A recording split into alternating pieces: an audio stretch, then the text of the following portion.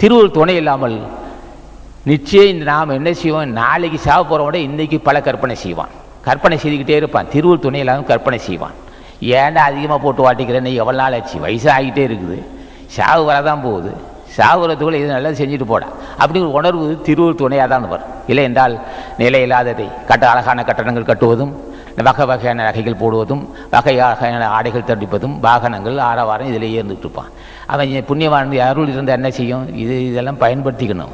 இப்போ உனக்கு வந்திருக்க செல்வத்தை வீடெல்லாம் பயன்படுத்திக்கிட்டு ஜென்மத்தை கடைத்தேற்றிக்க மகனே அப்படின்னு மனசு சொல்லணும். அந்த மனசு உடம்பு தினம் தொடர்பு இருந்தால் தான் இந்த மாதிரி உணர்த்திக்கிட்டே இருப்பான். போகிறப்பா சரியில்லை, மூடத்தனமாக போயிட்டுருக்க, நாளை வீணாக்கிட்டே போயிட்டுருக்குற, ஒரு நாள் காலையில் பூஜை செய்யாமல் விட்டுட்டேன், காலையில் பூஜை செய்யாமல் இருந்தால் தப்பு, இன்றைக்கு எதாவது அன்னதானம் செய், இதை செஞ்சுக்கிட்டு அன்னதானம் செய், பூஜை செய்யின்னு சொல்லி ஊட்டிக்கிட்டே இருக்கும். எப்போ ஊட்டுனா தொடர்பு ஞானிகள் ஆசியை நந்தீசா அகத்தீசம் சொல்ல சொல்ல ஊட்டிக்கிட்டே இருப்பான். அப்போ பலகீனங்கள் தெரியும், தெய்வத்தை கடை தட்டிக்கலாம். ஆக பொருளை கொண்டு அருளையும் பெற்றுக்கொள்ளலாம், அருள் துணை கொண்டு ஜென்மத்தை கடை தட்டிக் கொள்ளலாம்.